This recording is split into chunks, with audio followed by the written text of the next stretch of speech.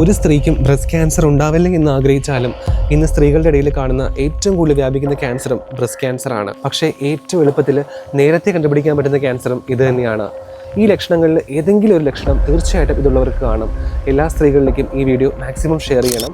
ഒരു പുതിയ മുഴ ബ്രസ്റ്റിൽ കാണപ്പെടുക, ഒരു ഭാഗത്ത് മാത്രമായിട്ട് കണ്ടിന്യൂസ് പെയിൻ, ബ്രസ്റ്റിലെ സ്കിന്ന് ഓറഞ്ചിൻ്റെ തൊലി പോലെ ഇരിക്കുക, നിപ്പിള് അകത്തേക്ക് വലിഞ്ഞിരിക്കുക, നിപ്പിളിൽ നിന്ന് ബ്ലഡ് സ്റ്റെയിൻ ഡിസ്ചാർജ് പുറത്തു വരിക, ആക്സിലയിലും ഒരു മുഴ പോലെ കാണുക. ഇതിലെന്തെങ്കിലും 2 ആഴ്ച കൂടുതലായിട്ടുണ്ടെങ്കിൽ മസ്റ്റായിട്ടും ഡോക്ടറെ കണ്ട് ഇവാലുവേറ്റ് ചെയ്യണം. എല്ലാ സ്ത്രീകളും എല്ലാ മാസവും ഒരു മിററിൻ്റെ മുമ്പിൽ പോയിട്ട് സ്വന്തം ബ്രസ്റ്റുകൾ നോക്കണം. കൈവച്ച് പാൽപേറ്റ് ചെയ്ത് നോക്കണം. ഈ പറഞ്ഞ എന്തെങ്കിലും വ്യത്യാസം ഉണ്ടോ എന്ന് കൺഫേം ചെയ്യണം.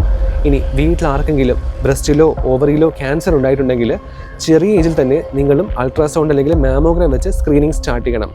വെയിറ്റ് കുറയ്ക്കണം, എക്സസൈസ് ചെയ്യണം, സ്മോക്കിങ് ആൽക്കഹോൾസൊക്കെ ഉണ്ടെങ്കിൽ അത് സ്റ്റോപ്പ് ചെയ്യണം.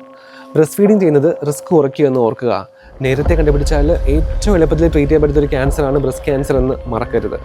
ഇതുപോലത്തെ ഹെൽത്ത് ഇൻഫർമേഷന് അക്കൗണ്ട് ഫോളോ ചെയ്യാൻ മറക്കണ്ട.